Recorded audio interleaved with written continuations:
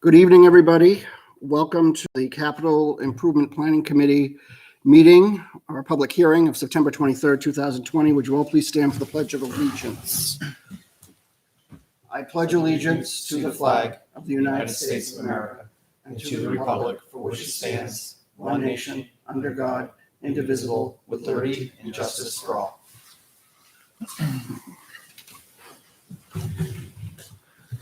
Okay, I don't have a formal agenda this evening, but what I'll do, I'll start off a roll call of members present. Michael Proto, Chair. Stephen Weber, Selectman's Rep. Brian Burke, School Board Rep. Andrew Cutter, Budget Committee, non-voting. Sean Flynn, Citizen Rep. Okay. Troy Brown, Town Administrator, non-voting.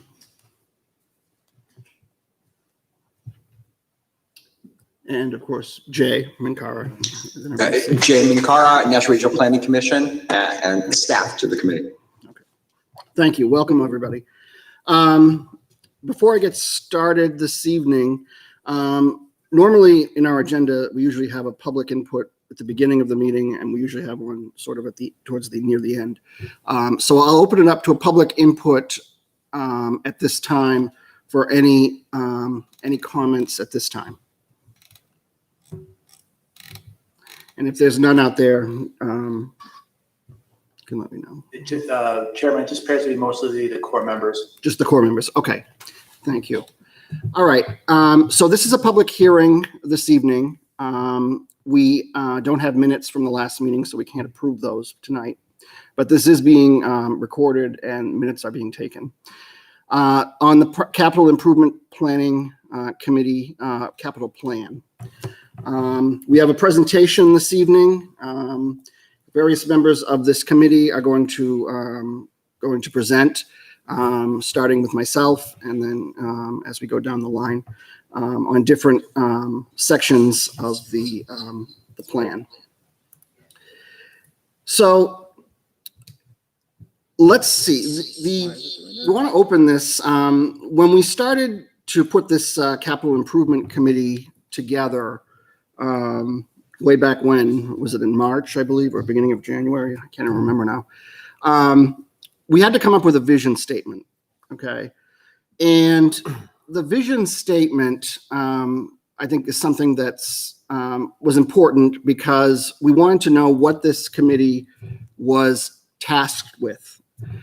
And so the committee put together a vision statement that tried to address the needs of what the Capital Improvement Planning Committee was to do. That statement basically is that the Litchfield Capital Improvement Planning Committee is intended to be a blueprint for the next 6 years through the year 2026.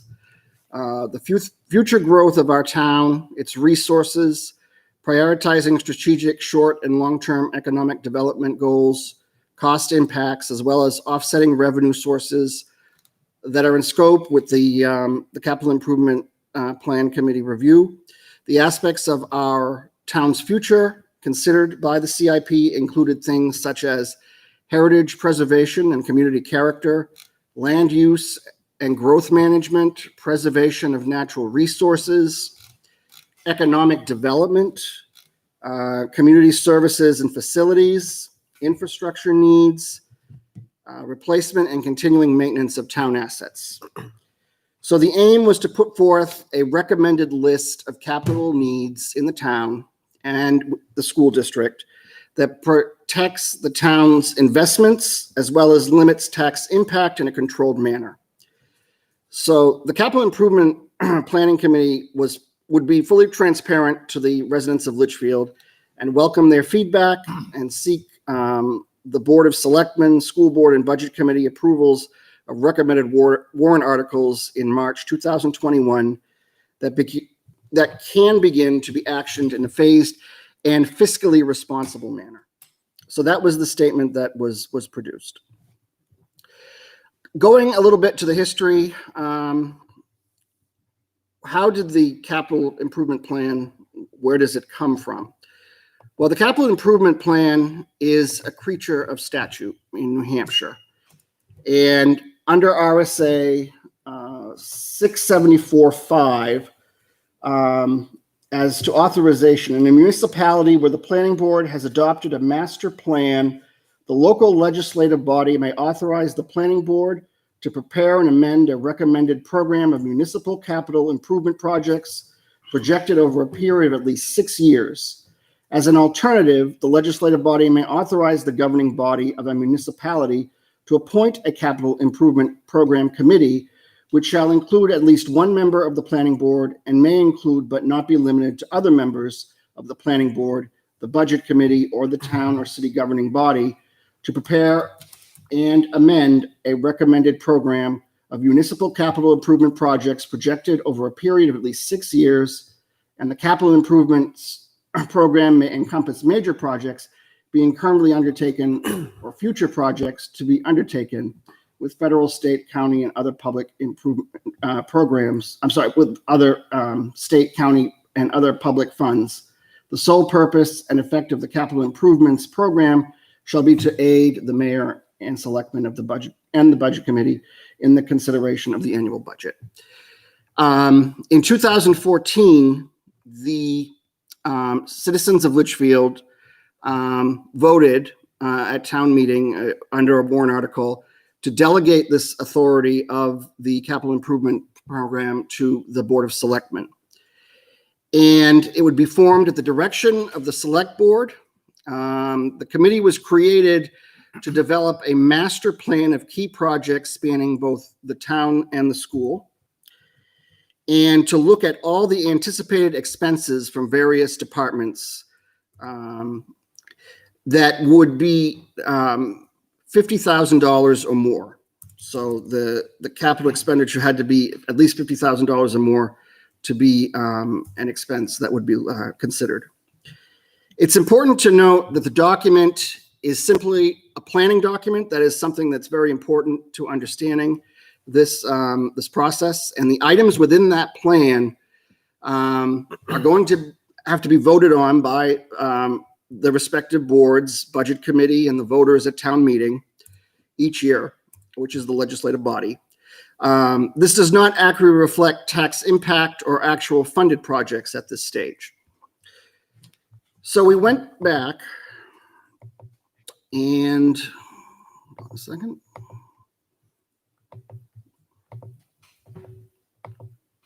We looked at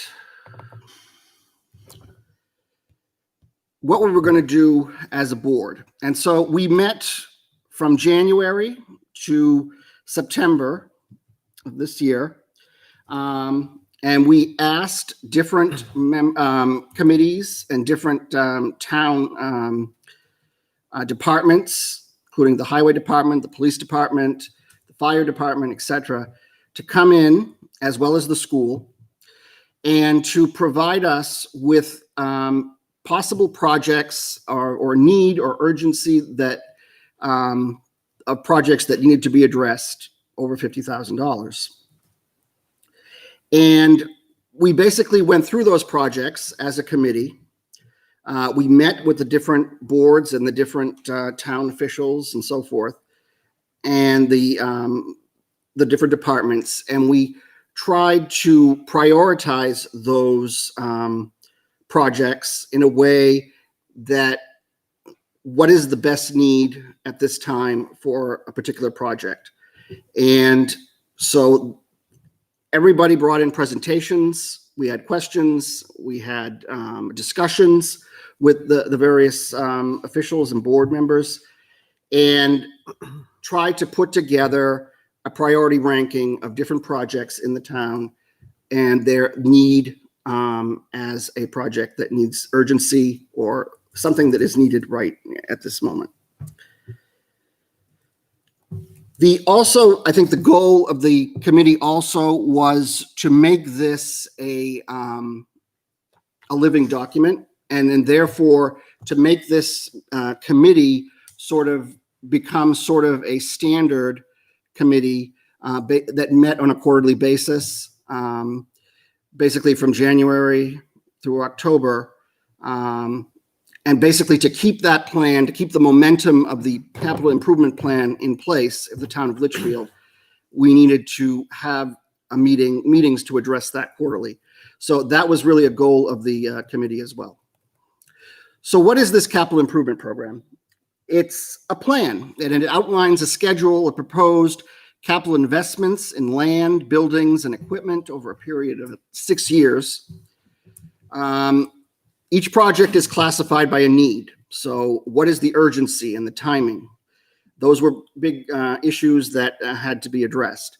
The projects that were included in this were based on information provided, as I said, by town department heads, boards, committees, and commissions. And we looked at information related to cost. We looked at needs and sources of funding. And we asked the question, why the towns do this? And of course, the CIP's goal was to assist the Board of Selectmen, the Budget Committee, and the voters in consideration of an annual budget by placing these large investments within the context of a long-term plan. And to adopt a CIP under the state law in order to continue to assess impact fees on new development. In order to have impact fees, you need a capital improvement plan.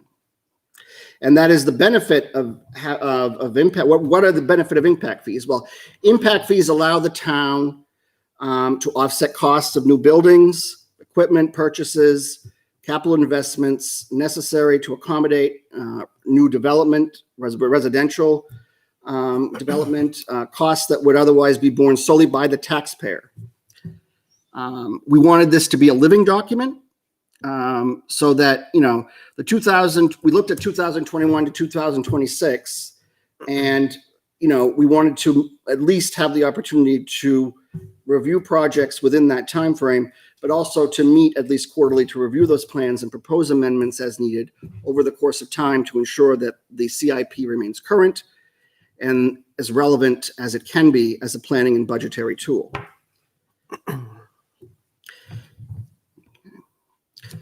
So that is basically the purpose of the CIP thus far.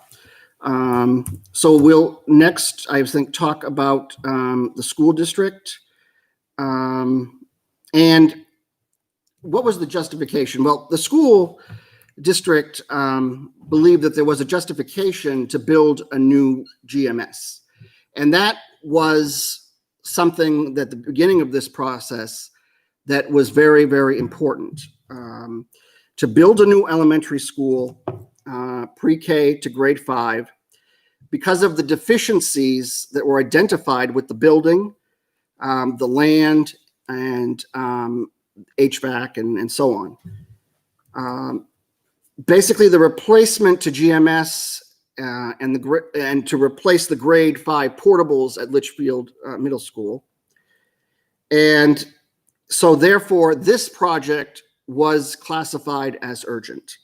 Mr. Chairman, Yes. if I may interrupt, I'm sorry. That's all right. I think the vision was that we'd hear from the school to present the school slides and Yes. actually hear from the board. Absolutely. And I have it here that Mr. Bork will be presenting for the school. So if you want to go ahead and take it from there. All right, thank you, Mr. Chair. I think to begin with, I'd like to thank both Mr. Cutter and Mr. Weber for putting the slide deck together. It came from all the work we had at all our meetings, and they incorporated all the information into the slide deck. So I appreciate that, and just want to say thank you.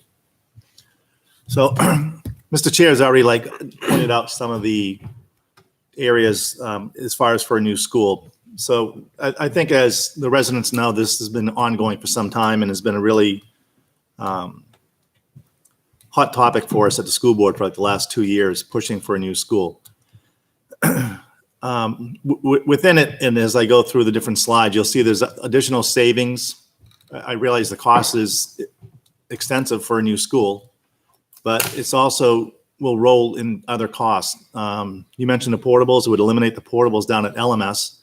It would also put grade 5 back into the same building with the other students. The property is across from LMS at this time that we own up above the hill. And this was listed by the committee as urgent. So the monies involved are for planning purposes and engineering for the first 3 years. of 75,000, 70,000, 125,000, 125,000.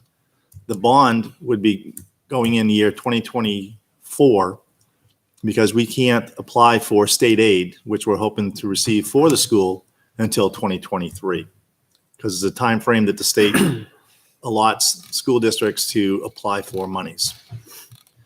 I think it goes without saying that the school has been in need of replacement for some time. And that's why it was listed as urgent and the number one priority with the CIP committee.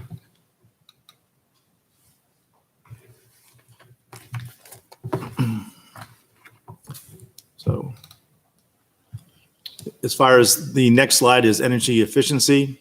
And again, all three schools, even though Campbell High School, as we're reminded constantly, is our newest school, it's still 20 years old, actually 21 now. So at LMS and CHS, through a Turner report that was produced for us a few years back, listed approximately $1.25 million per school for HVAC upgrades and replacement of the ventilation and heating system and all the components that operate those systems. We also, it's not on here, but there's also an additional $1.25 million for GMS that obviously would not be needed if a new school was produced. Some of these items have already started to take place, only due to necessity, that we've had to change out some switches and some control panels, only just to get some of the ventilation open and operating. The way it's working right now, unfortunately, in some of this, both of those schools, is a lot of it's being done manually rather than done through controls as it should be done.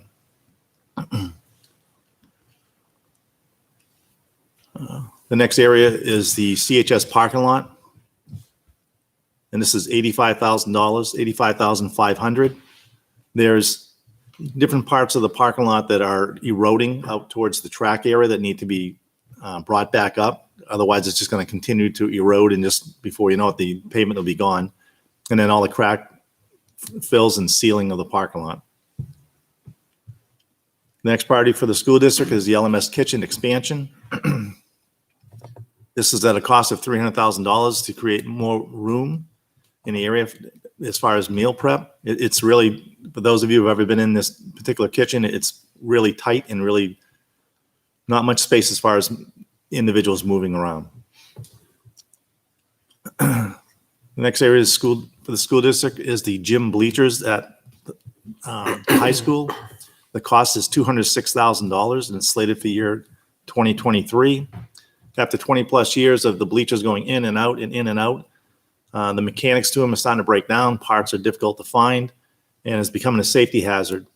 And this is the reason that they need to be replaced. Other school priorities that were listed at a little lower tier. The first one is the turf field that was deferred. The next is LMS classrooms. Again, this is part of the potential savings or cost. If a new elementary school is built, that'll be K through 5, eliminates the portables, eliminates the need. We looked at a potential addition on the front of the gym at a cost of a little over $3 million, which wouldn't be needed if we had a K through 5 school. So that $3 million would be deferred. The next is the LMS parking lot. Again, it all depends on what happens with the new elementary school, because if the portables were removed, then that area would be graded and then paved. And it would be done at the exact same time as the new elementary school would be done. So obviously the cost would be different than if it were done on its own. The idea was that it would be like one joint parking lot for both schools. And that's where the next one is GMS parking lot. If the school did not get done, then work at the parking lot, the existing parking lot would have to be done to expand the parking lot, repave a section of the parking lot just to get more parking spaces. And then the last area is the capital reserve fund that is set up for $100,000 per year. And behind this is just the possibility of a cost incurred if, again, the buildings are aging. CHS is 21 years old. LMS is over 30 years old. the possibility of a roof comes up, that we need a new roof, it's much more costly than the $100,000 across the board for $600,000 that we have budgeted here. So, I don't know if you want to open up the questions after each presentation, or are we just going to wait till the end? Well, I think next up, we were going to give Dr. Jetty a chance to jump in Okay. and, you know, offer his insights on what was presented for the school. That's fine. Dr. Jetty? Thank you. So actually, Chairman Burke did a great job walking through that. You know, one comment that I would make is that the replacement of GMS is our highest priority. That actually has been a priority in previous capital improvement plans, but it had not passed voters in the past. And, you know, as we continue to delay that project, the cost of the project has gone up each year. And so we're really trying to make sure that we have a comprehensive plan. The voters supported us last March by funding a feasibility study. So we're in the process of bringing some experts in who can help to sharpen the pencil, I guess, on what the ask is, and to make sure that we have a comprehensive plan going forward. So we are working hard to do this. And the legislature that we seat through the elections in November will be working on the next biennium budget. And during that process, we will be able to line up to the biennium budget after that. So the reason why we have to wait until 2024 is because we have to get ourselves lined up for not the budget to be developed, but the one following it. So we have our eye on all these targets and are working hard to pull everything together to make that happen. And then just one other quick thing so that the public knows, the ventilation systems have been a high priority for us. We all know we're in the middle of a pandemic and it's an airborne disease. And so we are paying attention to make sure that we're getting proper amounts of fresh air brought into the buildings. And in the case of LMS, it's a system that's over 35 years old, and there are things that are not working as well as they should. But we are addressing those and are in the process of doing the upgrades and so forth. So we're really invested in that project also. So, and we want to thank the voters who turned out at last Wednesday's special meeting, because we were able to put $667,000 in additional state aid into our capital reserve fund, and that'll go a long way toward addressing some of these needs. So I think right now the public is telling us that they want to see us get after these projects, and this plan just goes hand in hand with what the public feedback is and what the school district is planning to do. So I also see that our business administrator, Corey Isbicki, is on the call, and I don't know if Corey has something else to add to the presentation. This would be a great chance to jump in. So as noted, we have actively been working on the HVAC installation just based on what's been going on. So those things, with the money that was approved by the voters, we'll be plugging forward as quickly as we possibly can to get those things addressed. To echo what Chairman Burke and Dr. Jetty have said, you know, the priority is getting a new elementary school. I think that from what we've been told through the ventilation reports, the HVAC reports, is that due to the simplicity of that system, it was one of the easiest areas to address. However, the age of the building, it will be complicated to update it when the time comes. So these priorities are definitely right in line with what the district is planning to do, and fully support what has been put forward as the plan. And Mr. Burke, did you just want to speak to kind of some of the survey results that we're seeing as a result of the planning board and the CIP survey that went out? I know GMS was a hot topic, so. It was, thank you. There's been a lot of support for a new elementary school through the survey. I think that's what jumps out the most, as far as, I think there's more support for a new elementary school than there is anything else within the survey. So I think the public understands and realizes that the need for that school is now. And we've said, you know, the reason we have the capital planning board is our buildings are our biggest asset. And if we don't take care of the buildings within town, that's where you end up losing the money. And it's important that we upkeep our infrastructure. I think we will go back and look at it, the town prioritization of all the projects. Number one was a new elementary school, and number two were the upgrades for the ventilation systems. So there was strong support for the school. And I just want to clarify, I think you really mean the people and the teachers and the education staff are our biggest asset. The building as an infrastructure in that Right, regard that's is an yes. infrastructure. You're correct. We can replace the building. We can't replace the person. You're absolutely right. Okay, thank you. Well, thank you very much. Does anybody have any questions? Any questions on the school? Hi, can I say something as the budget committee person on the school district? Sure, if you want to Uh, introduce yourself Super and where you're from. Hi, I'm Nikki Forty. I'm at 85 Page Road. I'm also vice chair of the budget committee. So I was involved with many of the meetings with different people from the school district as they came about what were going to be their recommendations to the capital improvement committee for the school district. And I just, wanted to echo out there that as someone who doesn't have any children in the school district, doesn't necessarily have any skin in the game, I took my role very seriously to try to bring up, being responsible to the voters and being, very, very aware of the cost perspective, and that this isn't something that was ever rushed through. Things were come at in many different angles, and, really trying to balance out getting our kids what they need and what the school that they deserve with the best energy and efficiency, cost savings that we can wherever we can. Okay. Thank you. Anybody have anything else for school? Okay. I guess we'll move on to the town side, the police department, and I believe Mr. Weber is going to present. So the first department that presented to us from the town side was the police. And Chief Sergeant did a great job of presenting the needs of the police department. And he really came forth with one great need, and that was a new police facility.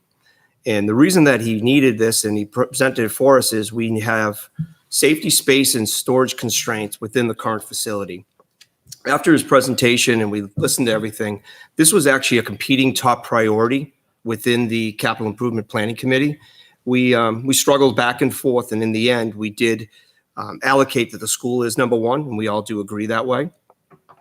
So this was labeled as urgent, and what we did is we actually pushed this out after the GMS replacement. So the plant construction would be in 2025. In 2024, you'll see there's an engineering cost of $200,000, and then the potential bond would start in 2025 with a successful vote of a new police station. The police station site right now would be phase 2 of the fire station complex. During the construction and the planning of that, they actually had done a site plan that would fit a police wing onto it. As a committee, we realized that the impact of potential $6 million is a lot of money for a new police station. So we started also looking at different ideas on how we could save dollars and still get the chief the safety, space, and storage constraints that he needs. So we have considered about renovating the town office here, relocating the town office. So there have been some other plans. I believe we have Chief Sergeant with us this evening if he wants to jump in and talk a little bit more about the actual project itself. Good evening, Chief.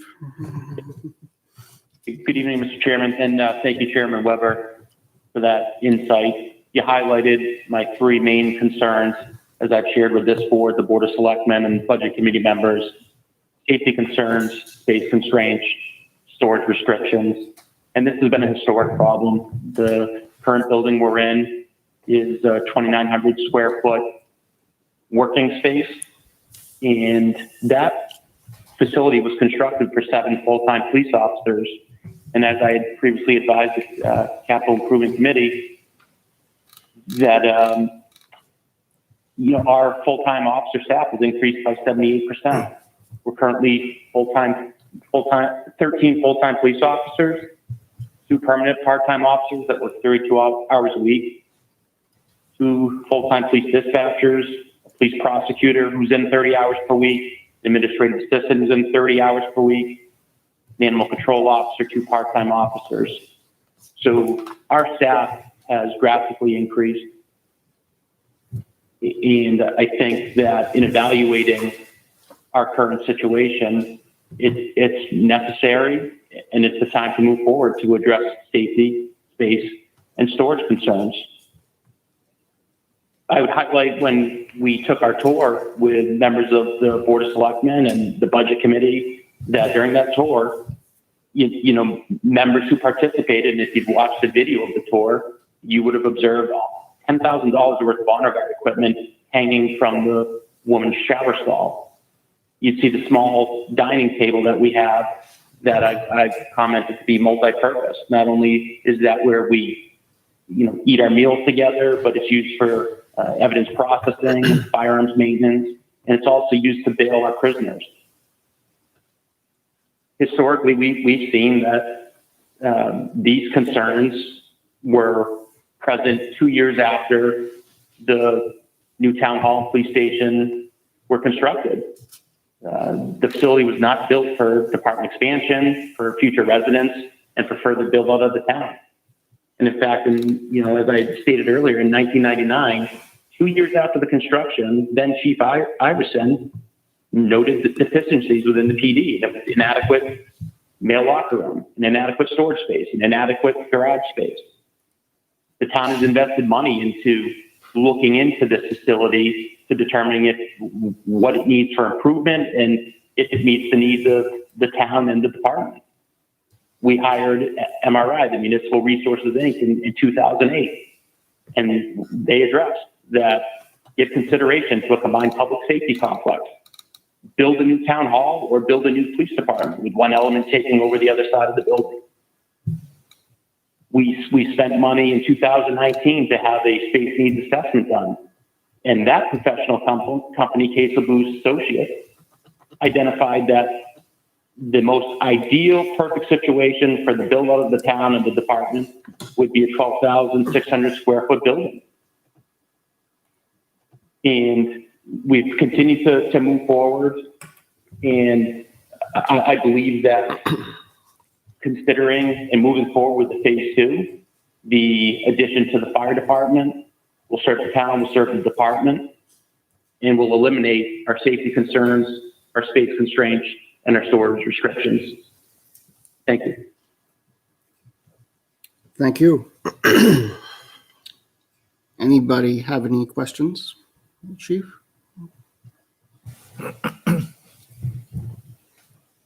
No? No? Okay.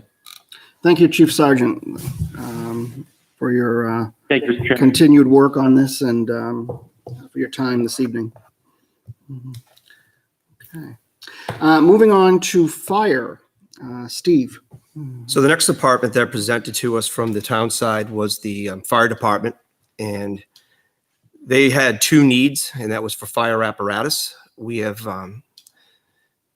aging fire trucks, pumper trucks, fire engines that are happening right now.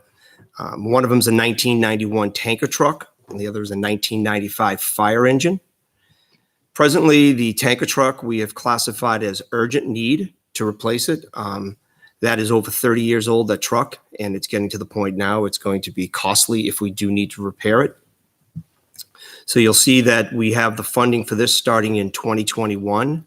It would be a 8-year lease own. And then the second truck that would come in, which is desirable, but we might be fortunate enough that after we get this one truck going, that it may be used as a multi-purpose engine, and the second one would not need to be purchased. Presently in the plan, you'll see the second one is in 2022. And I believe we have Deputy Chief Nickel with us this evening to talk about the engines and the need for the replacement. Good evening, Chief Nickel. Hi, good evening. So as Steve alluded to, Tanker 3 is a 1991 Mack. It has 52,000 miles on it. But also, one thing that's considered when you have a fire truck is the pump time that's on the truck. The pump time is basically when we go to a fire truck pretty much runs that red line for hours on end, which does a lot of wear and tear on the truck. There is a calculation that you can do with the pump hours compared to the miles on the truck to actually tell you what it would translate into in mileage. So the truck has 52,202 miles on it, and it has combined between the regular engine hours and the pump hours, it translates into 218,462 miles that are on the truck. So another factor is, according to insurance, after 20 years, a fire truck is in first line service up to 15 years. After 15 years, it's considered a second due truck or a backup truck. And then once you get to 20 years, they actually recommend that you retire the truck. We've tried different things over the years between our current chief and our former chief to make the trucks last a lot longer. I think we've done a very good job with that. We've done our due diligence to save wear and tear on the fleet. One of the things that we did is purchase the rescue truck that we got back in 2010. Prior to that, our engines went to both medical calls and fire calls. And where we're doing close to 700 calls a year puts a lot of wear and tear on the heavier engine. So we were able to buy a used rescue truck from the town of Londonderry. And the big difference here, it's a lighter weight truck, gets better mileage. An engine gets about 4 miles to the gallon, and our rescue truck gets 11 miles to the gallon. So we were able to, by making that purchase, keep the fleet off the road a lot more, cutting down on the miles. The other thing that we had done in the past is we tried every 3 months we would rotate whatever was the first due engine in order to keep the miles and the wear and tear off the trucks. We did that for a few years. But again, it was something we tried, but now we're at the point where the 4 trucks all have similar amount of mileage on them. So we are in the process right now. We have a truck committee in place. We, for the last 3 weeks, have been having vendors come in with demo trucks in order to show us what's out there, because we haven't bought a truck in over 20 years. And we're coming up with a list of items that we're going to need for a truck.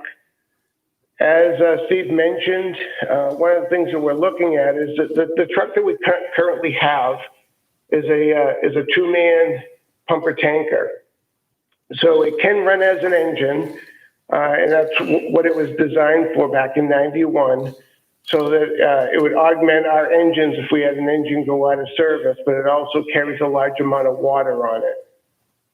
What we're looking to do is, when we replace this truck, is to do similar to all our other engines and have a custom cab that holds 4 to 6 guys. Couple reasons for this. When we do get a fire, especially now that we're in this new facility that the townspeople graciously helped us get, we're able to throw around 18 guys when we get a fire. So you need seating positions for them to come. We don't allow them to show up in their personal vehicles. We have cancer concerns and all the different chemicals that get on our gear, so we don't allow anybody to go to the scene with their own vehicles anymore. So the more guys that we can get on the truck initially is, what we have to fight a fire. So by buying a custom cab, it allows us to have more people on the fire scene that much sooner. Let's see. I guess that's all I have, unless anybody has any questions. Any questions for the Deputy Chief?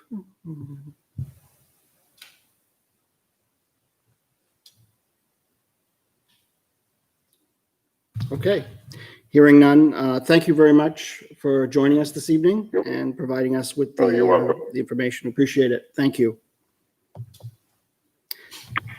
Okay.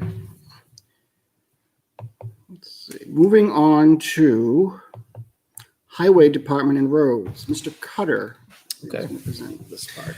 All right, thank you, Mr. Chairman. So the Capital Improvement Planning Committee met several times with the road agent, Mr. Brown. We talked about not only the roads, which are a component of our current operating budget as a standing expense, but offset by revenues.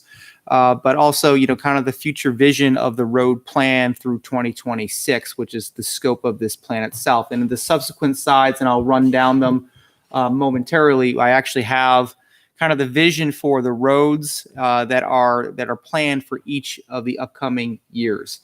So just to highlight, the town operating budget does include $200,000 for annual road improvements in accordance with the master road plan. The budget historically has been offset 100%. So although it's an expense in the budget itself as reviewed by the board, as well as the budget committee and what's ultimately approved by the voters, it's offset in revenues by a block grant that typically and historically we received as a town. Now, obviously, that's subject to change for any year going forward, especially in light of current times. But we'll see what the state does going forward. In order to keep up with the annual plan that we have in place, it is forecasted that we will need $400,000 a year to keep up with the road maintenance. So historically, if we go back just a couple of years' time, and from years prior to that, in addition to the $200,000 in the operating budget, there was also a separate warrant article that was going to the voters and voted on at town meeting in March for an additional $200,000 to make up that $400,000 balance. And in all years that I can recollect, anyways, that was approved by the voters. And so the ask here is really twofold. One, the $200,000 in the operating budget was deemed as necessary by the Capital Improvement Planning Committee as a baseline to keep up with road maintenance on an annual basis. And the warrant article we did label as desirable, although it is a part of the Capital Improvement Plan and the need for the $400,000 to keep up with our road maintenance program. This is kind of a necessary evil where it is desirable but not absolutely critically necessary in order to get some of the critical roads done. Okay. I don't think we have Mr. Brown on, at least last I checked. I don't know if Town Administrator Brown wants to speak to it, but.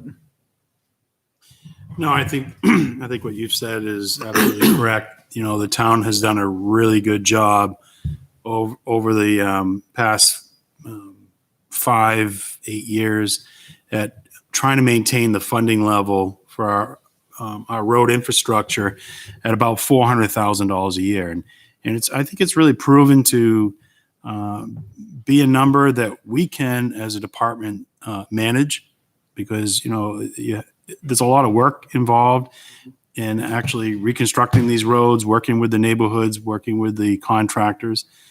And I think everyone has seen that we've made some significant improvements. The goal here is to try to continue to address the roads that need major reconstruction. And eventually, if we can get ourselves to a point where we're really just doing highway maintenance, where we're doing like 1.5 inch overlay. Once you get the community into that position, then we start to cover a lot more mileage every year. So it's those road projects that are 1/2 mile, 1/4 mile, but require the heavy equipment to come in and replace drainage infrastructure, remove all the asphalt, compact it, regrade it, pave it, wait for it to settle for a year, come back and do the finished wearing course. Those are the projects that are expensive, but they need to be addressed. And I think the plan that the road agent Brown, the CIP committee, myself, we all worked on, I think it's a good plan for the next 6 years to really put the town in a good, solid position, so that one day we could be in a true just highway maintenance mode. Thank you. And with that, right, I'll just run through kind of the vision for the road plan. I know according to comments that we've seen often on social media and the various sites, people are interested in what is the road plan. So here you go. In 2021, here is the vision, pending that we do have that $400,000 to work with, where there's a focus on Page, Laurel, Birch, Sparrow, Pheasant, Aaron, and Cranberry Lane. For 2022, Brenton, Lockmill, Kiln, and Quig Court are in scope. For 2023, we have Rocky Hill, Shirley Way, Meadowbrook, Talent, as well as Recycling Way in scope for that $400,000. In 2024, Century Lane, Pearson, as well as Robin Ave. Robin Ave is an expensive project because it's really a reconstruction of drainage, road, and guardrails, as Town Administrator Brown was just talking about, kind of one of the more expensive projects to complete. And then 2025, we have Breton, Nessinkeg, Chasebrook, Goff, and Leary Drive. 2026, we have Rookery, Spicebush, Willow Drive, Tanager, Heron, as well as Moose Hollow in scope for the $400,000. And as you can see here, over the 6 years, we have gotten very close.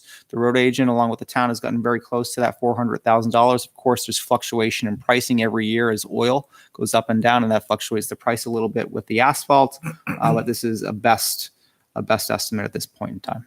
And also, if people are at home and if questioning,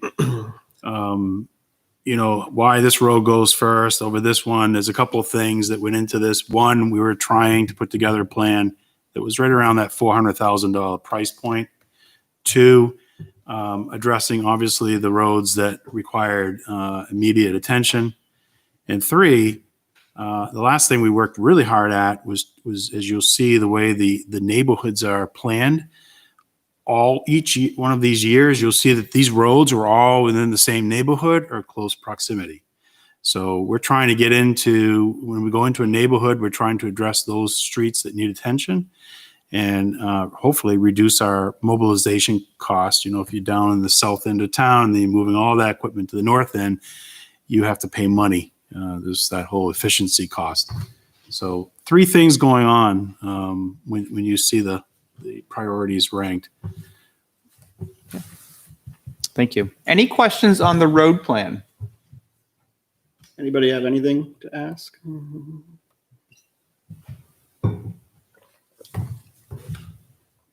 Okay, hearing none, I guess we'll move on to Highway Department equipment. Yes. So continuing with the road agent and the highway department, there was also a request for replacement and upgrading of some key equipment that the department uses. There are several key pieces of equipment that are aging and coming to an end of useful life. This committee had a healthy and long discussion about the number of pieces of equipment that are on this plan.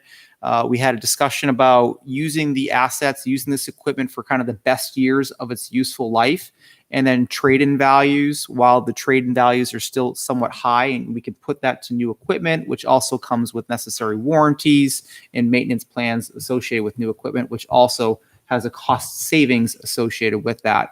And so what you're seeing here on this slide is the kind of the outline and the priority ranking of the equipment being requested. There's a backhoe that is really a key piece of equipment that's used by various departments. This is an essential piece of equipment for the department here.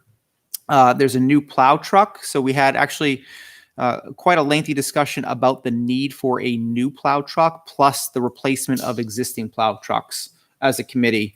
And one of the things to recognize as a town is we brought in new developments over the last several years.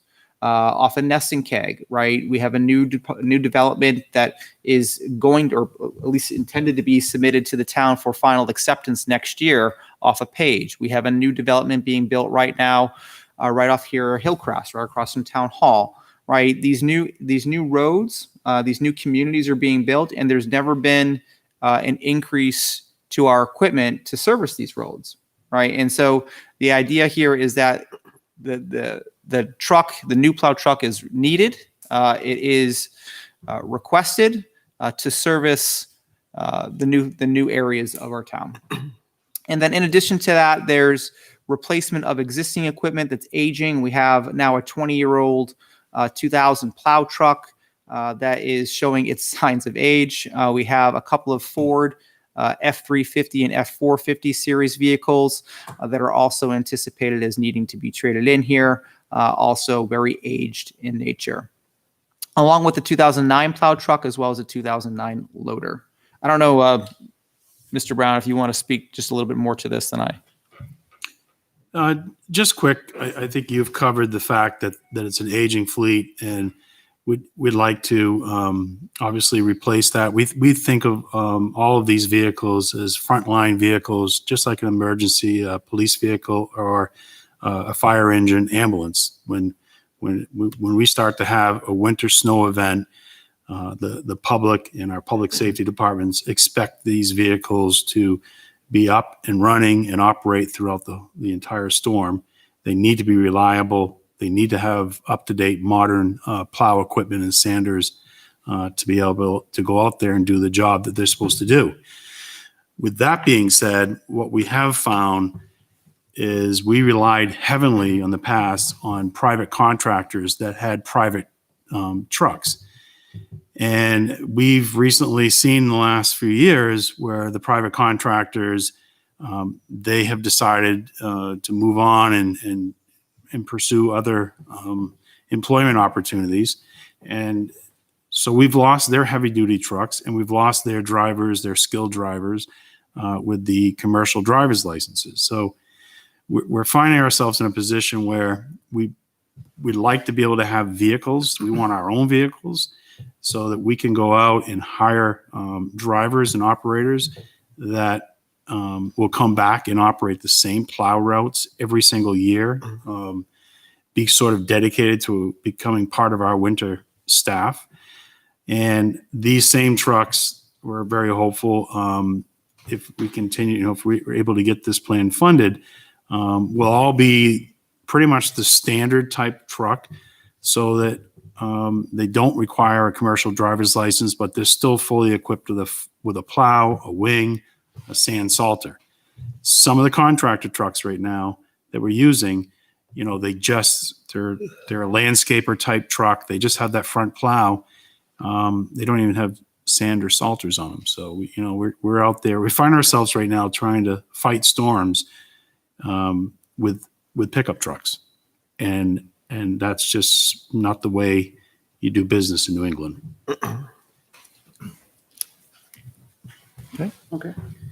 Moving into Highway Department Other, there were a couple of additional asks on top of the equipment that were also discussed as a committee and therefore will remain in the capital improvement plan itself. One of the pieces, or one of the department request, was a salt shed. And the idea behind this is that our storage for salt today is at a limit. And we can store enough salt to treat our roads for between 1 to 1.5 storms before we have to procure more salt for delivery to our town. In the winter months, it's very difficult to acquire salt. And so the request here is to have a larger salt shed that will allow us to hold more salt with less delivery times or deliveries required to support our town. In addition to that, there's also a parking lot repairs. This is actually lined up nicely with the salt shed. So in addition, when we do have the salt shed, or if we have the salt shed completed in town, the parking lot will be paved up until including the new area of that salt shed. Mr. Brown, anything else to add? No, that's good. Okay, any questions from anyone? Anybody have any questions for the presenters?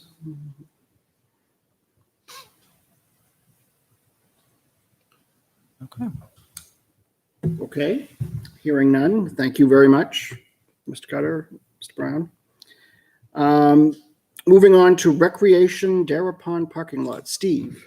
Thank you. So the Recreation Commission brought forward one project, and that would be paving and drainage and line striping at Roy Memorial Park, Dara Park. If anyone has been there in the spring, you find that it's a mud hole. And if anyone has been there in the wintertime, it is a skating rink. So it's in dire need of it. We do have a lot of people going in and out of there for pickleball who are in an older age group. So there is a safety issue with that. I believe we have Mr. Ruggles with us this evening from the Recreation Commission who will speak to the project. Mr. Ruggles, good evening. Hi there, Andy Ruggles. I'm 54 Century Lane. Yeah, so we had talked about various projects for recreation. We put it in front of the town last year to see if people thought favorably of replacing Talent Hall, which was, people said that they were not. So we decided that we need to make improvements to the existing infrastructure we have out there. Number one being the parking lot is, Steve said, in the wintertime is just, it's a huge skating rink and frankly, it's a liability. It's only a matter of time till somebody steps out and gets hurt out there.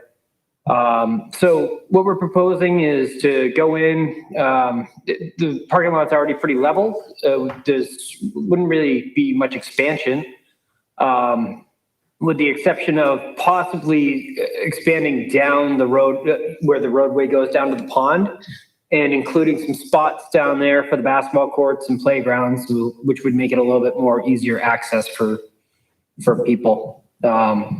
So the price listed includes grading the existing lot, bringing in gravel to level it out, binder and top coat pavement, and then striping. And additionally, we figured there'd be probably some drainage out there, just so that we don't end up with a paved skating rink. So that's basically it. The CIP had ranked this as desirable with funding in 2022. Does everybody have any questions for Mr. Ruggles or the Rec Commission?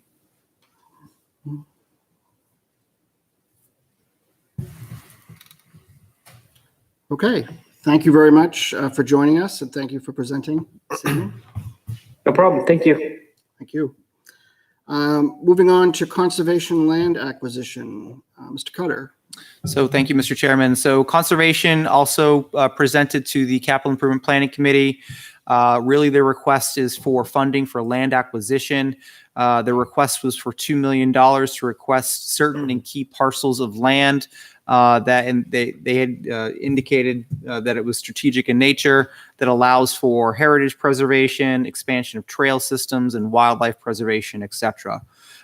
Given the ask, this has been ranked as desirable within the Capital Improvement Planning Committee, and to allocate cost kind of evenly when we look at the total picture of the plan itself, which I know Town Administrator Brown and Business Administrator Izabicki will speak to kind of at the end of tonight's presentation. When we look at the big picture, it made the most sense and with the least spikes in the total plan to distribute this over a few different years, which is why you see it funded for $666,666 3 times.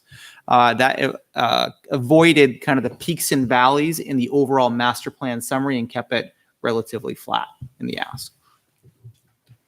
Is Miss McKibben on? I can't see who the participants are who joined. Yeah. Is Joan McKibben on the? I do not see her. You don't see her? Okay. Okay. Anybody from the Conservation Commission? Okay. Not based on list I see. Okay. Thank you. Well, I think it did it justice. Anyone else from the Capital Improvement Planning Committee have anything to add? I think it actually ranked fairly high. Yes. It did. In the needs of the town, the Thank you. desires. I think it was 3 or 4. Yes. Yeah. There were a lot of comments about, if this prevents new homes from being developed, they're all for it. Right. So yeah, that was nice to see. Any questions from those who are joined in virtually? Anybody have anything they want to ask? Okay. Thank you, Mr. Cutter, and We'll keep it rolling with library. we'll keep it rolling with library. Okay, so moving right along here, we also had a request from the library director, who I believe is with us this evening. The library had come to the Capital Improvement Planning Committee and asked for, or really addressed a lot of the current issues with the Aaron Cutler Memorial Library today, right? Same issues really that we're kind of talking about with GMS, with the water table issues and the wetland and the close proximity to the river, along with the aging building itself, with the roof, aging HVAC equipment, etc. And so the idea behind this was to entertain a new library facility, given the amount of upgrades, the inability to expand on the current facility, etc. So based upon new library construction costs in surrounding towns, I think there were a few examples that were presented in, I'll say, the southern New Hampshire part of the state. The cost is estimated based upon what those library facilities were built to be somewhere in the ballpark of $3 million. The Capital Improvement Planning Committee members felt additional information was needed before we could actually budget this particular request. We need to find out, kind of what the long-term vision of the Aaron Cutler Memorial Library is, right? When the money for that library was granted to the town, what was the vision, right? So I think there's just a little bit more due diligence required for us to kind of get behind a library. It is remaining in the plan. The committee agreed and voted to rank this as research, so it will remain in the plan. In the event something material happens to the library, we can come back to it and revisit it as a strategic project that was brought up at this time. However, there's no dollars being associated to it until we have a better idea, a better picture of really what the ask will be when it comes up. Vicky, I think you're on with us, correct? Yes, I am. Would you like to speak to this? Sure. So the library was built in 1924 when the town had a population in the 400s, and its location was considered to be the center of town.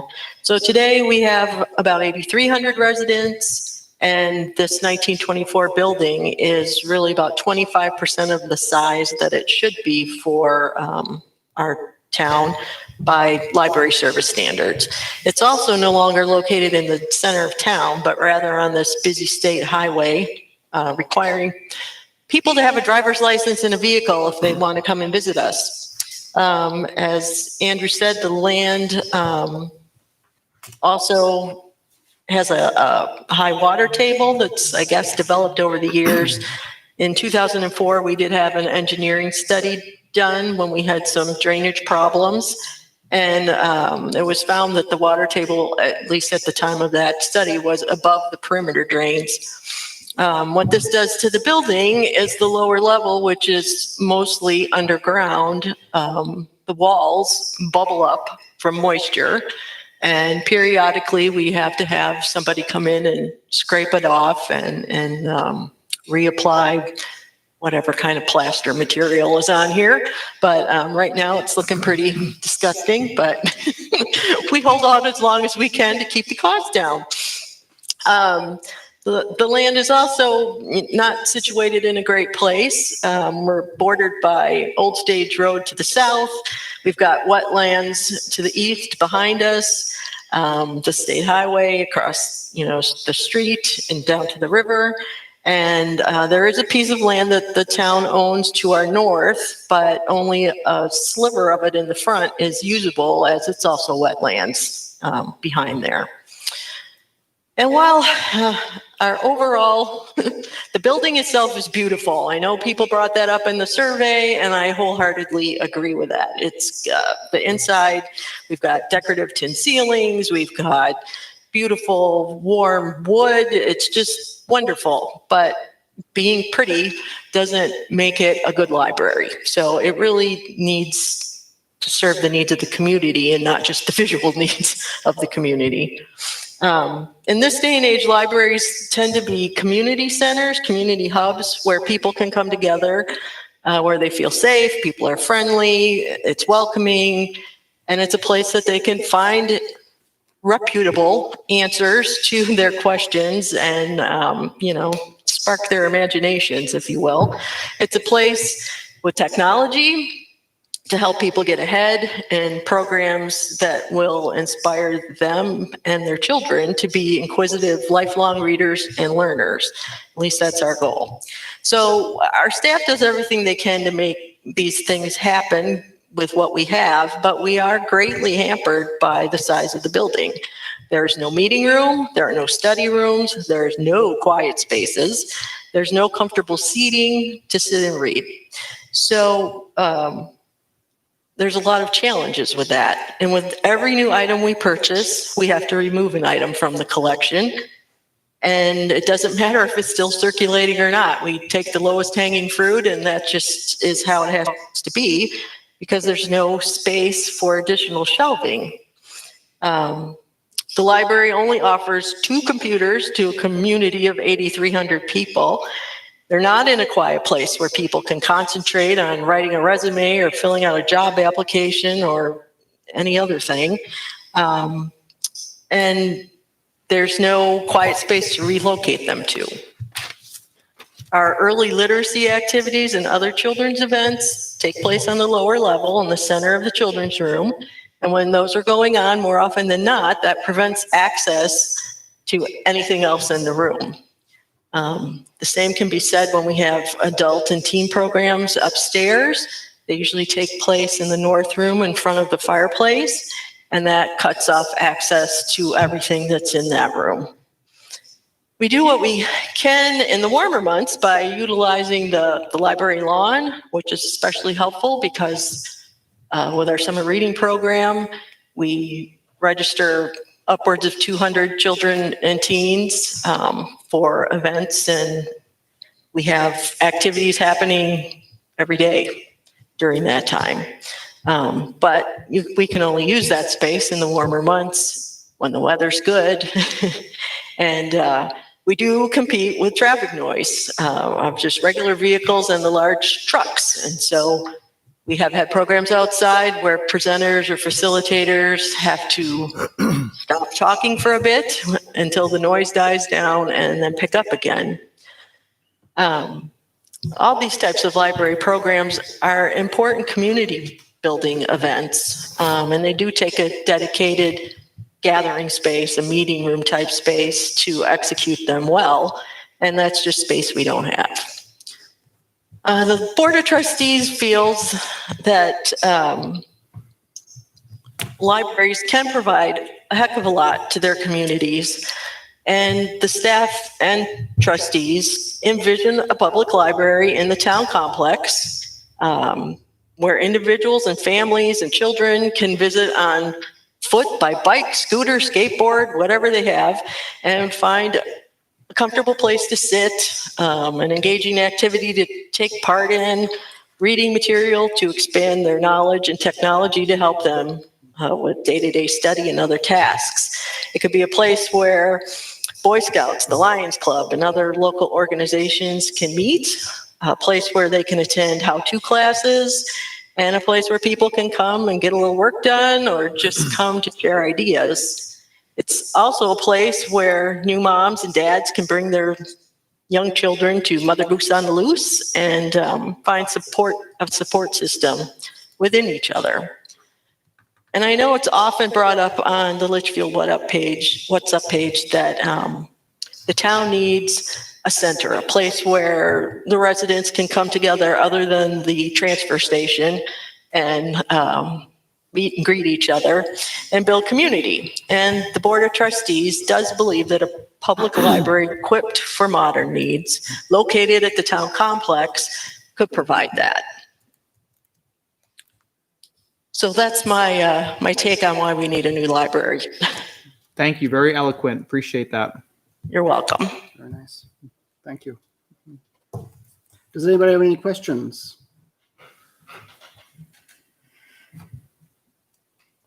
I'm just curious. I noticed on the survey, one of the questions was information about book data or book usage. Do we have any numbers of how many books are used at the library? Do you know, offhand, or? I don't have anything right at my fingertips at the moment. I kind of remember seeing that. He was asking how many are used a week, how many are used a month. Mm-hmm. If we got rid of what doesn't get used, would we have more space? And as I said earlier, when we add materials, we're deleting or removing things that don't circulate or are out of date or whatever. But in addition to that, we're removing things that are circulating. So really what we're left with are new items and circulating items. We really don't have a lot of dead wood laying around. And what about, I know there was something in there about using the Campbell Library, high school library, or some facility as an alternative to storing. Yes, I'm not sure where that came from, if they thought that was part of the Campbell proposed project back when it was done, that could happen, but that is not something that the school would entertain. Their library certainly is not set up for public access. Not only that, but they don't serve young children and they don't serve adults. It's geared towards high school students.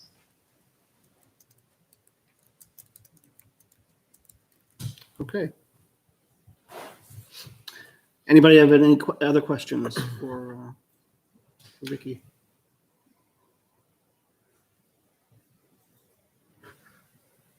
Okay, well, thank you very much for joining us this evening, and we appreciate the input. Sure. Thank you. Okay. Moving on to capital improvement plan summary of all scoped projects. Troy, did you want to present this Sure. piece? Hopefully it's not too much of an eye chart for those. Yeah. Mine's zooming in here. So I think, just basically what does this all mean? And I can just go through each year and let you know what the gross cost would be. These numbers are the gross. Some of these items we talked about this evening might have a revenue source other than taxes. But you don't know. So I think we've chose to just go ahead and list it as a total gross cost of these projects.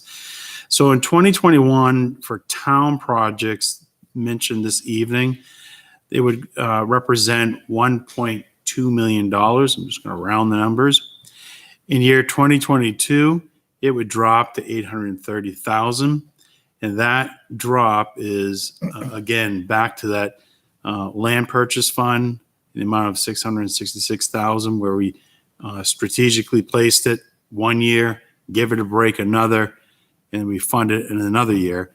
And that's all so that the bottom line, when you add up the town and school costs, we're trying to level fund the total cost each year, the best to our ability. So again, 2021 would be 1.2 million, 2022, 830,000, 2023, 1.3 million, that conservation funding's back. 2024, 903,000, 2025, 1.3, and 2026 would be 2 million. And that conservation funding is back there as well. This represents over the next 6 years, approximately $7.7 million. And that again is just the town side municipal funding. I think, Corey, are you going to do the school? Yep. So in terms of school being the major priority being getting the new Griffin Memorial built, in year one, we'd be at 1.5 million, second year, 1.9, 431,000 in the third year, level funded across the last 3 years at 1.7, for a total of $9 million. Now, the objective, as Troy said, is to time these projects out and work together as a town and a school district to make sure we try and keep the impact on the tax rate as level as possible throughout the term of the plan. I think this represents a great roadmap for the town and the school district that where we want to go. Of course, the funding sources will change. We may have additional revenues from the state that can drop that tax impact. So this is a really good framework for us to work from as we try and get these projects accomplished.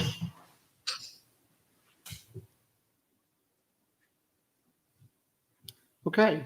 So, Thank you. yeah, I mean, just to summarize, right, this is really the big picture, right? So everything that was presented this evening, this is the big picture with our priority rankings listed and kind of how it would all play out. Should this, be presented to the board, be approved by the board, be approved by the budget committee, and then ultimately be approved by the voters in March at each of the election years. Okay. Okay. Does anybody have any questions?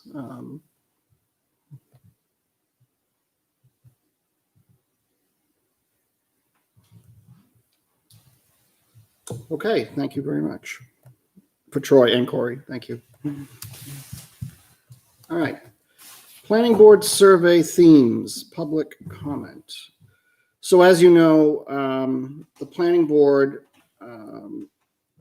doing its own thing, I guess. We did a survey of town capital improvement projects, sort of geared towards the master plan, not necessarily toward the capital improvement plan.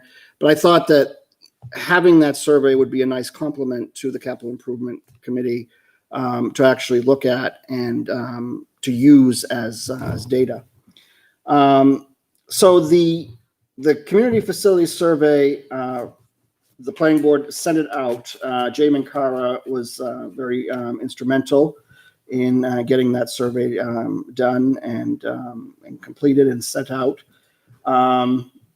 In terms of views, I guess we had like 1,361 views, 616 participants, 14,030 responses, I believe 490 comments.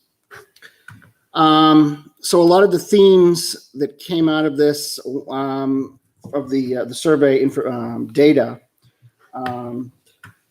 if we look at the overall picture, I think 79%, if we ranked all of the proposed facility improvements in order of their preference, 79% people would favor a new elementary school, a new pre-K to 5 elementary school, GMS. 76% would favor energy efficiency in that order of improvements at the middle and high schools. Looks like 80% was actually highway department multi-year paving plan, believe it or not. 75% look at proposals to the Conservation Fund for land acquisition and continuing to fund it. 74% would favor of a new fire department pumper truck and fire engine.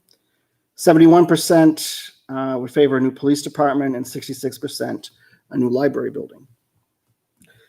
There were different themes throughout this. Obviously, GMS was the issue of the portables was a major issue. And I guess the question was, okay, who's going to pay for it? Well, if it was only if the parents would pay for it, or should there be citizen top priority in this issue? Another issue was school facilities updates, the HVAC system. I think we talked about energy efficiency this evening. Those updates are needed. They're an urgency.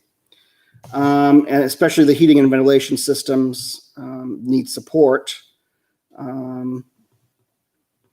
There were a lot of questions about, well, is it only the parents who are going to pay for it? Why does Cable High School already need $1.3 million update? Will the air conditioning be included in all schools? Some of the themes that came out of the survey. Brickyard parking was something that came out of the survey. The need to have parking at Brickyard. We talked about the community center this evening. That was a big theme of the survey. A lot of people were in favor of a community center or a town common, having one in Litchfield, where you have all of the, you have the town hall, police station, fire station, everything sort of together in one community. Transfer station, more signs, better flow, in terms of, I guess, people going to the transfer station, being able to access it and using it. The police station, it's interesting. I mean, we got a lot of comments, that it's really too soon to build a police station. Why do we need a new police station? And I think one of the issues there was the cost. Understanding that, is it more than the fire department? And of course, the big issue, tax impact. Taxes are getting out of hand. I know there was a discussion. Mr. Cutter was at that planning board meeting, as was Mr. Lynch, who's here tonight, about the tax impact. And of course, about the tax cap. And maybe, Andrew, you can speak to that. I know that there was a lot of issues in terms, and I know, Steve, you mentioned as well that you didn't have the numbers from the Department of Revenue for information. And I don't know if you still don't, or maybe you can answer to that as well. We don't have a new tax rate yet. You don't have your new tax, right? And I know there was a lot of things that had to do with costs for health insurance, the highway block grant. I think we talked about that this evening. The money in it, obviously with COVID, not a lot of people are traveling. That makes an issue. And also the other issue was the rooms and meals tax, which obviously because of COVID, unfortunately this year, you don't have a lot of people, going on vacation, spending money, etc. And how is that going to impact it? So there's a lot of variables there. And as I said, I think, the budget committee can probably speak to that. And of course, Mr. Weber can probably. Well, just on the tax cap comment, right? And actually, it's funny you bring that up because I literally just circulated the whole tax cap article that was passed in 2017 to the budget committee because I do think it's going to be a widely talked about item this year as we go through the budgets.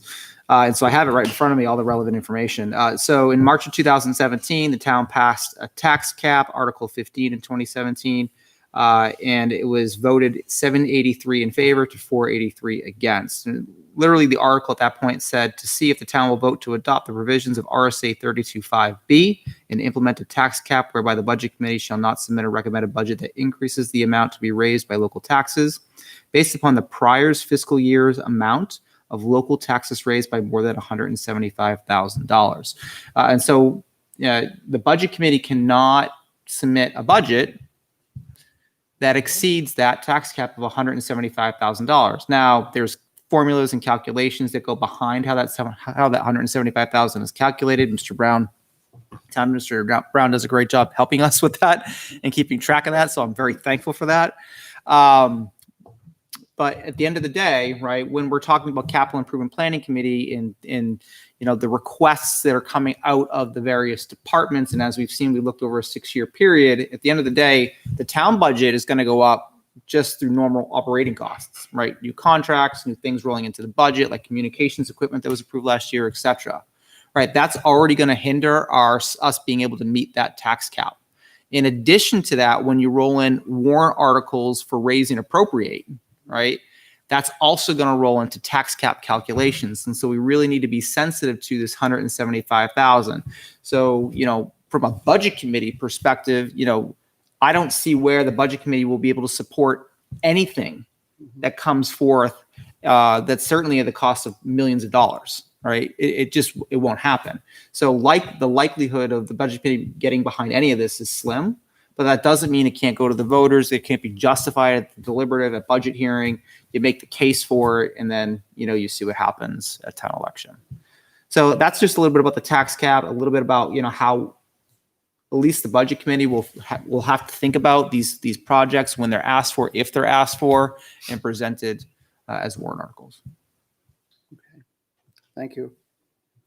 I think another thing too that came out of the comments from the planning board was also that this is actually a planning document. I think a lot of people were concerned when they actually either looked at the survey originally or how it was presented that, oh my God, this is going to make us have to leave Litchfield and we're not going to be able to, afford living here. And that's simply not the case. This is a planning document, and it is designed specifically for that, to look at, over the span of 6 years. So, just to understand that this is not something that we don't want people thinking that, oh my God, this is going to, we're not going to be able to pay. Just to piggyback on that, if I may, I know Mr. Weber looked it up actually just today based upon more comments about taxes, and I'm sure you'd be delighted to share kind of what the big picture is. Yeah, so there was a lot of comments saying that our tax rate is so high, we're near the highest in New Hampshire and so forth. Now, granted, our taxes have increased over the last 12 years that I've lived here, 13 years. But doing a little research today on the New Hampshire DRA, we're actually 112th out of 260 towns based on rate. So we're at $23.65. That was as of 2019. So we're in the middle of the pack. But when it comes to the total commitment, so that's the total dollars that get raised, we're actually 45th of 260 towns in New Hampshire. And our total commitment is $21,384,413. So what does that mean? So to people watching, what exactly does that mean? So the total commitment is basically it's your tax rate times your assessed value. So your total taxes you need to raise to run the budget. Got it. So we're 45th out of 260, but when we talk about rate, we're 112th out of 260. Okay. Interesting. Some other themes I think that came out of the planning survey. Why don't we have a safety complex? Why didn't we think of that back when? I know that because it would have cost $16 million. Yes, it would. It would have been very expensive. You're right. I know there was a video that was done on YouTube about when they originally did were looking at building a town complex in 1996, I think it was. And they went through the process. And of course, obviously the cost was a big factor. And I don't think people were willing to expend that money. Did you say 1993? 96. 96, okay. Yeah. Other things, better planning, budgeting for fire apparatus needed. I know there were a lot of comments about why do we need a new fire truck or a new fire engine. Saw a lot of that in the survey. Why can't we maintain the equipment that we have now? I think obviously aging infrastructure. I think we talked a lot about that this evening. Even if I think also there was a theme there, but if you budget, call it 20 grand a year for the useful life of 20 years, right, or 30 grand a year, then you have adequate funds to make the purchase already. Instead of going after 600,000, 650 right away, you've kind of planned for that cycle. Exactly, and then you have the other group of people who say don't do that. You're overtaxing. Right. Exactly. Yeah. So it's sort of a catch-22. Yep. There was basically, it's interesting. There's huge support for continued annual for road improvements and maintenance. That was a big. a lot of people were in approval of that. The library is interesting. A lot of people wanted to support to maintain the current facility and not build a new one. Because they don't feel that there's no need for a larger library in the digital age. But I think as the library director told us this evening, there are issues with the library that in terms of the space and, what they can do with it. So obviously, some people felt that there should be higher priorities than the library at this time. Conservation, that was a big issue. It needed to preserve open space. Land preservation on 3A. One of the things that I found interesting about the survey was Dara Pond was mentioned many times in this survey. And to preserve Dara Pond or to try to clean it or so forth, I thought that was kind of interesting. A lot of people have an interest in Dara and wanting to maintain it. No more of my taxes going to conservation. Well, conservation land, obviously that's through current use. I think like 80%, goes to the Conservation Commission. I think 20% of that goes to the town, my understanding. But we do have some very good conservation land in town. We want to preserve it. We want to keep it. I think it's important. Let's pay down some debt. Obviously, we have a bond issue with the fire department. I think people are thinking, we have to pay off, that before we can go and do any other projects. Why not replace Talent Hall? Obviously, that was another issue of discussion. I think this had been brought before the voters a couple of years ago, and it was voted down to try to replace or try to at least improve Talent Hall. It does need, I guess, it needs fixing and updating and so forth. Does not need heating. No. One of the comments was made as it needs heating. It needs heating. The heating was replaced to the tune of $45,000. Yes. Well, there you go. Clarification. The system works great now. And the system works great. All through summer. Yes. Lower taxes, that was another big issue. Obviously, the tax impact, I think it was a major concern. Community Senior Center request. I know when we discussed the police station issue and GMS, I know GMS, if GMS were to move, what we're going to do with the old building. A lot of people mentioned a senior center. Will we have a senior center in town or put something in place? Or even having, if you had to move the library and wanted to use the building at the library, that could be a senior center. That's just what people were suggesting. We talked about Dare Pond, the lights at Campbell High School football field. Apparently that was of interest. So these were things that the survey kind of drew out. There was a lot of other stuff, in terms of the police station. Why do we need it and all this stuff and all this? But, and of course the school seemed to be, people really, GMS seemed to be the priority again. The energy efficiency improvements need to be done. I think people were very, they wanted that to happen. So according to this, Jay, is there anything I missed on this? Anything you want to add about the survey? I just covered some of the themes. Just unmute myself, but I think just overall, particularly when you look at that schedule of all the projects, to me, it just really underscores the value of the CIP and, serving as a guide to the selectmen, to the budget committee, and to the voters, and understanding the annual budget within the context of a larger plan. I remember in the discussion around the library, being ranked as bleachers, I think also stresses why the committee, wants to keep this as a living document, continue to meet on a regular basis, because there is going to be a need to regularly reevaluate and reassess, projects as they come along, including some of the things that were raised by people in the survey that they would like to see that weren't in the plan. I think it's important to stress that the CIP committee does not and did not propose any of the projects. All the projects that are included were brought forward by the individual departments, different committees, commissions. And so there will be an opportunity in the future for perhaps additional projects to be considered as well. And just touch briefly, back on the road plan, which it was interesting to see the level of support for that. And I did just want to add that road plan was also based in part on a very comprehensive assessment of road conditions in Litchfield. So every single road, every segment of road in Litchfield was assessed last year for its condition. So that really fed into it. I thought there was a very strong rational basis for the plan. So it was interesting to see how much support there was for that. And just overall on the survey, the responses that we got for the survey, I have to say, are really, really tremendous. That represents about 10% of the adult population of Litchfield.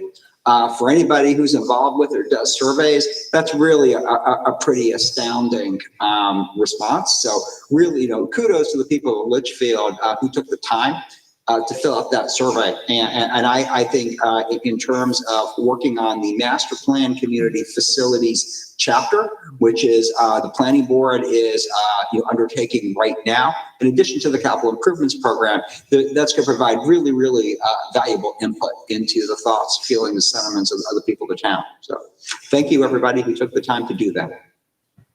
And thank you for facilitating it. Appreciate it, Jay. So does anybody have any questions? I think that pretty much sums up the presentation of the capital improvement program. Anybody have any questions on anything that we presented this evening? Have any comments, suggestions? Now's the opportunity. So.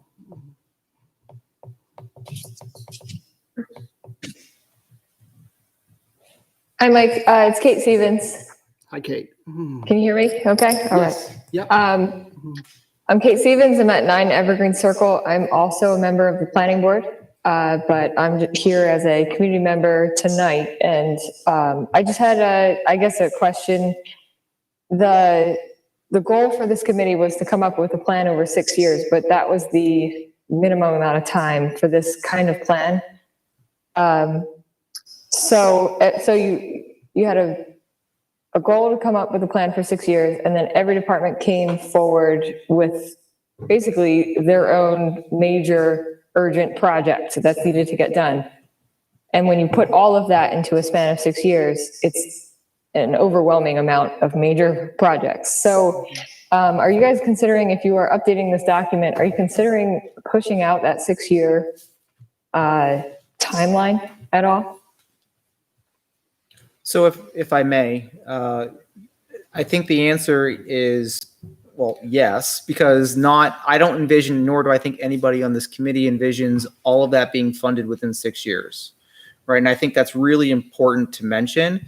It's a wish list. This is what the department feel that they need, that met the $50,000 or above threshold to satisfy, the needs of the town. I think they need to be taken seriously. But if we look at the old capital improvement plan from several years ago, you'll notice that things like GMS were highlighted as urgent back then, and they weren't addressed, right? And so now they're carrying forward. So I think this has to be, and it speaks to kind of the start of this meeting where we talked about this being very much a living document, and why we want to continue to meet quarterly to make sure that it is updated and it is fluid and it is continuous. So I think naturally, certainly as we come this March, right, we're going to have a good understanding of what the townspeople voted, right? If there are any warrant articles brought forth in 2021 that align to this capital plan, I don't know yet, right? I don't think the board knows that yet. But, certainly if there are not, because we have tax cap issues, then that's going to alter this plan and push it out further, right? So I think that's just really important to highlight and understand. Thank you for clarifying that. And one question for Jay, maybe you would know the answer to this. I'm just curious, did the survey ranking results, did that end up matching up with what the timeline that the CIP committee put forward? I think to a significant extent, yes. Keeping in mind that the timing isn't necessarily just a matter of priority. It's just a matter of realistically when can something get done or when does it need to get done. But I think overall, I do think it aligned, particularly with the top tier items. I mean, again, looking at GMS, we've got a time period before which that's going to happen. So that was the number one priority. It doesn't mean it starts in 2021. So it's a combination of both urgency as well as just practically when can something start to be implemented. Great, that's good to hear. That's it, thank you. Well, thank you. Anybody else have anything that they want to? I have a question. Yes. Kevin Lynch, this is basically part of the master plan as well. The CIP and the master plan work. You put it all together and see how that plays out. You do this every 6 years. We keep on, what happened, in my opinion, my thoughts are, they never followed up on the other stuff to refresh the other CIP that they had. What he just said, regarding every quarterly, this group get together, I find that to be very important, okay, for the whole town. In the same way as the master plan, looking at what that's going to be as well. Because we can talk about these new ideas and everything, but it's all about tax base. And town of Litchfield, where are they fitting that rank? There's no base other than homes. I'm sorry. That's all I'm saying. Okay. He brought me the mic. I'll quit. There was a comment that they couldn't hear, so. Okay. I'm sorry. I tried it at home, and that's why I'm here. And just for clarification, once again, the survey that was sent out, the facility survey, really, that is a planning board sort of document. It's not necessarily a capital improvement planning document. It's really to facilitate a master plan for the capital facilities chapter. But we felt that because we were doing the capital improvement planning process, that it would be a nice complement to that. So I just want to make that clear, that it's more of a planning board than it is capital improvement. So. Also, if you look at the quarterly meetings that we set up, I think it's really important to understand why it's on those specific months, right? I mean, that was very strategic and actually nicely aligned just to kind of the end of this current committee, right, and the continuation, right? So in January, when this committee meets again, we'll have a good understanding of what the boards have already approved to go to warrant, right? Therefore, we can adjust the plan accordingly. In April, when we meet again, we'll have already gone through town election and voting. We'll know what the voters have approved and therefore can update the plan again. And that cycle of quarterly will continue for the foreseeable future. Yep. Yes. Absolutely. And I think that's a great thing, to have that sort of document to be able to work with. So I think it's good. So, Mr. Chairman, in terms of next steps, just so we're clear, I think next Monday we're on the agenda for the presentation to the select board. Yes. And at that meeting, I think the idea is that the select board will vote to accept the plan. Is that how that works? That's the intention. Okay. Okay. All right. So we will be presenting to the Board of Selectmen what we presented this evening. And obviously, the board will decide, I guess, vote on, approving the plan as set forth. Does anybody have anything else? Is there, like I said, is there any more comment before we close the public hearing? Public input. Hi, this is Nikki Forty from 85 Page Road. Yes, Good hi. evening, everyone. One comment that I had, it was kind of along the lines of when the director from the library was talking about some of the requests for information about, what's in the circulation. I think what might be helpful for people in Litchfield to know across the board is any statistics or data that the different departments have about how many people or how many visits, like who do they serve, right? So like the library, what percentage of the townspeople utilize the library? What percentage of the townspeople utilize Dara Pond? I know that it's not an exact science, but for some people who maybe don't use some of these services personally, they might not have a frame of reference to really rank them and understand them. When we hear about this is a need, this is a need, this is a need, it kind of almost gets a little numb after a while. But if we're able to bring forth, what have these services done? How have they concretely contributed to the community, that it might make it an easier conversation and allow a greater range of people and voters essentially to understand what really constitutes a need. If we knew, and I'm just going to stick with the library just because it's easier in my head right now. But if we knew, she gave the example of we only have 2 computers, well, what is the usage like on those computers? Are there times where people come in and the computers are full? Are residents asking for services or expecting certain things to be there and they're not, just something that's a bit more but concrete in terms of either percentages or statistics of what percentage of the town is using recreation, especially going into this pandemic related, the budget being so impacted and so many variables. I think a lot of things are going to require justification that maybe haven't required justification before. There's been talk at, I know the Board of Selectmen meetings about zero-based budgeting. And let's really, go back and say, okay, do we really need everything that we're saying?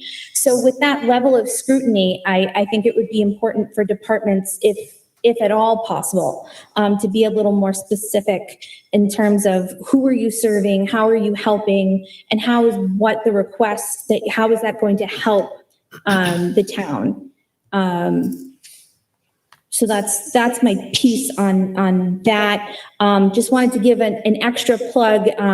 Chief Sergeant mentioned when he was discussing the needs for the police safety, storage, security space is huge. He mentioned the tours that were given I was on the one for the budget committee members. I would really encourage the townspeople. I know that tours of the school buildings, which I also was on, we had a member of LCTV with us with the handheld camera. Please watch the tours. I think that's another thing where people feel separate or disconnected. I'm assuming most of us have not necessarily been into the police station, into the, non-public area, or for on the school side, if you don't have a child or your children have long graduated, you don't have the reality in front of you of what it is that we're looking at and why we have these infrastructure needs. And just to highlight, Chief Sergeant said that they're using the same table to eat that they do to process evidence. And I'm no legal expert, but that is very worrying. And I don't want it to be where we have some awful crime happen and a person, a good defense attorney could look at that and have some questions. Our police officers need adequate space to process evidence where they're not eating lunch. But regardless, I really anyone, if you haven't had a chance to watch the videos, watch the tours, look at the space, listen to the comments, from the people there. And also, I know in particular, Chief Sergeant has been very hospitable and anyone can contact him individually. If you have concerns or you're still left wondering, do we really need something additional at this time? As someone, I've been in town a couple years now, and it has just blown me away how wonderful the people of Litchfield are and welcoming. And if you have a question, ask it. If you're not sure about something, you don't understand why something's a need rather than a want, get the email address, get the phone number, reach out to these people, because everyone that you see on the call here tonight really cares about this town. And everyone that's here and everyone that's spoken is really just trying to see how we can meet the needs of the residents. And so if you have any questions, please come out. Okay, I'll stop now. Thank you very much. Thank you very much. We appreciate it. Thanks, Nikki. Thank Well you. stated. Very well done. Okay. At this point, obviously this is a public hearing and it's public input, but we usually do public input twice during the meeting. So I'll open it up at this time to public input from anybody else who has any questions if you have any questions, or if there's anyone out there who hasn't had an opportunity to speak.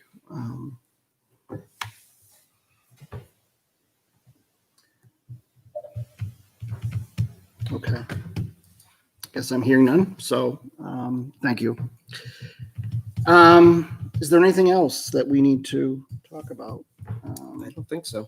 So in terms of the meeting for the Board of Selectmen, are you going to have us on virtually or presenting as we did tonight, or is that going to be done by? Due to the room capacity, I think we should do it virtually.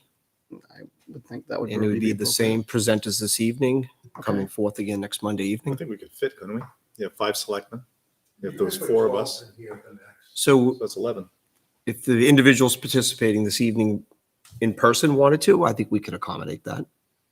Because you're already there. I'm part of that head count. So just to be clear, you're looking for the department heads and everyone to represent, Or is just I think one- we should. or is it more of an Just one person abbreviated present. version of what was presented tonight?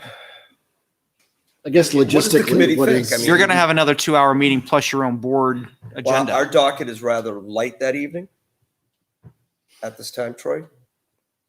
It is. Kind of purposely moved it that And way. I think I it's think the it's presentation it's would be a perfect lot timing less for the than warrant 2 article, hours. so.